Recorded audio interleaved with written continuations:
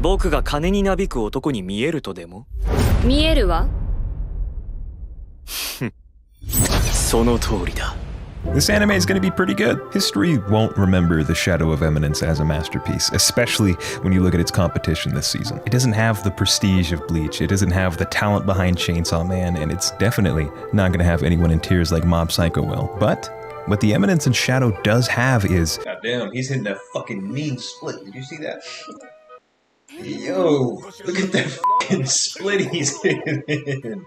What the fuck? It has some funny shit. The Eminence in Shadow is about this dude who's obsessed with being an overpowered badass who looks completely average on the outside. He'll do anything to look like an NPC. Nerf his own grades, look like an ass in public, even watch Bob's Burgers. Anything's on the table. While behind the scenes...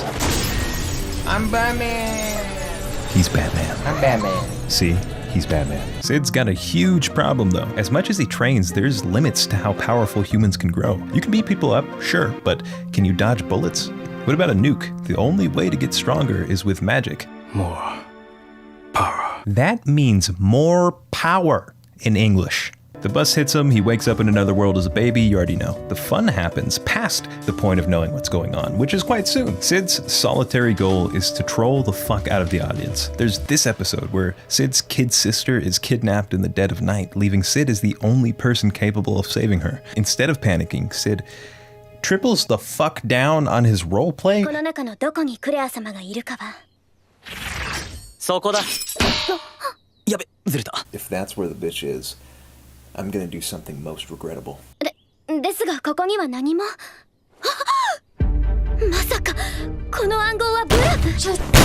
It works. He finds the guy who kidnapped his sister. He's still role-playing, by the way. He murders the bad guy and goes back to pretending to be a bitch the very next day. Every Discord server needs a guy like Sid. The story is dead set on moving in whatever direction the author felt like farting that day. One time, a terrorist attack breaks out in their school. Everyone's freaking out. Sid has got to be off the K2 because this motherfucker starts smiling. He realizes this is the perfect opportunity to fake his own death and look extremely feeble. Then he gets into the roleplay jammies and starts decapitating people in secret. Excuse me? The whole point of the show is that Sid makes random explanations for everything crazy going on in the world, and by sheer coincidence and, author interference, it turns out to be completely true. According to Sid, the world is actually run by the demon cult Diablos, who seeks to harness the power upon his death, defeating Diablos. Only Sid's group, Shadow Guard, knows of it and can defeat the cult. Does he know any of... No, but... he's right. It's quite interesting to see how Sid's whims and made-up nonsense actually leads to plot progression. There's a massive betrayal, a series of murders from people copying Shadow Garden, all sorts of stuff, mostly because Sid thinks stuff like that is dope. You never really know what's gonna happen or how it's gonna tie into the main story. You just know it's gonna be pretty cool. The main dude is playing a game where he's the coolest guy in the world. Everyone else has no idea he's just fucking around. They see him being a Sekai Batman and assume, oh, this guy's bout it. He is. Because look at this. While also being super self-aware and ironic. You can laugh at what's going on screen and think it's pretty cool because his actions do have consequences and he is overpowered. Side note. Anyway, the fights are brutal. I was not expecting people to be minced like garlic, and I definitely didn't expect it to actually look good, because the production is spotty sometimes. On other occasions, there's serious detail. There's this moment where Sid puts his stuff away and the bag he's carrying rips off his shoulder with a metallic thud. I didn't catch it until my second watch, because by then I realized that bag is probably full of weights that he's constantly training with. They don't mention that at all. There are gorgeous landscape shots. The world is drawn like someone was actually paid to care. But I've detected some High Guardian spicisms. Don't treat me like I'm stupid. This chair is made out of real life. I looked it up, and this anime is made by Dick Butt Studios. You might know them from making Nothing Good Ever. I'm torn. The Eminence in Shadow is really good at wielding tropes against you to catch your ass off guard. Captain, what even is that monster? Calm down and get the civilians to safety. I'll hold it off. Captain! But that's also where I have beef with the anime. One time, Sid goes out of his way to get rejected in the most scientifically cringe way possible. That scene is so fire.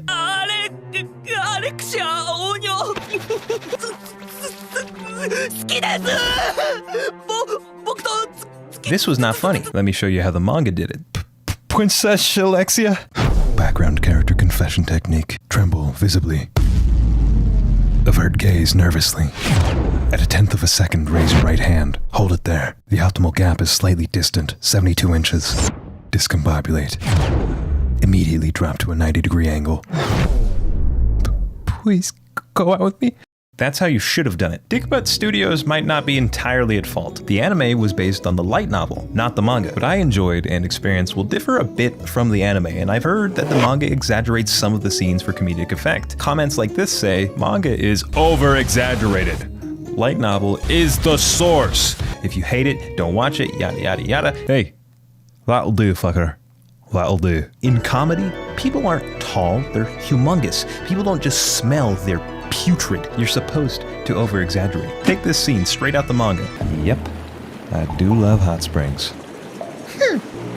No, I'm surprised you're not staring. Mixed bathing is always a struggle when you're as beautiful as I am. Someone's feeling confident. Hot springs are sacred places, you know. Besides, the sunrise is more beautiful anyway. And by the way, could you stop staring at my Excalibur? You call that thing Excalibur? Now who's feeling confident? Don't judge a book by its cover. When the holy sword is drawn from its scabbard, its blade will be unleashed, sending you on a journey to the Garden of Chaos.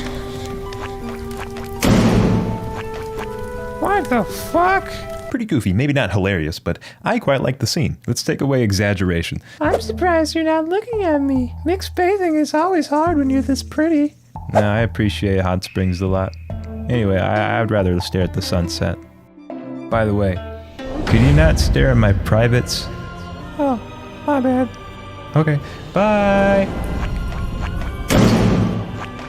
Something was less funny there. The anime is still dumb fun. I'm a little disappointed by how it's being adapted, but something is keeping me watching. I don't know if it's the stupid-ass hijinks, the ridiculous main character, or the fact that the last 2 episodes were much better than the first 2. Check it out. It's looking good so far, and if that's not your thing, you know these shows are going to be way better. Why not watch those? Sponsored by Nord.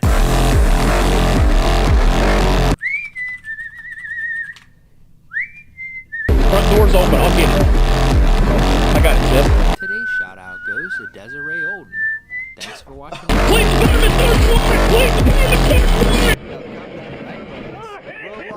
Oh, I forgot my VPN.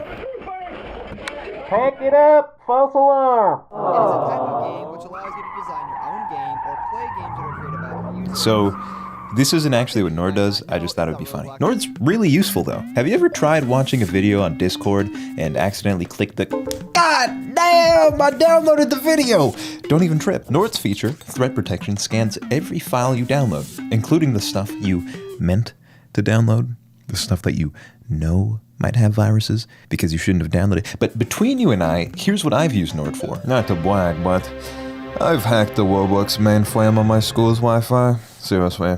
You know how schools block certain sites? Yeah, just use a VPN and that shit's imaginary. You're in. In fact, any site or service trying to look at the shit you're doing on your computer will be denied. VPNs essentially mask your internet usage from anyone trying to take a peek. Simply click on one of Nord's gazillion servers and bam, I'm from England, as far as anyone knows. Why would I ever want to be? Well, that's a different question. Avoid bans on websites. Protect yourself from people who want your shit. Watch shows on Netflix that aren't available in your country. If you're a heavy internet user, I wholeheartedly believe you should have a VPN of some kind. There's tons of VPNs out there, but Nord is super user-friendly. Stuff like threat protection goes above what your standard VPN is going to have, and you can use my link, nordvpn.com/Scamboli, for a fat discount. Thanks for watching. See ya.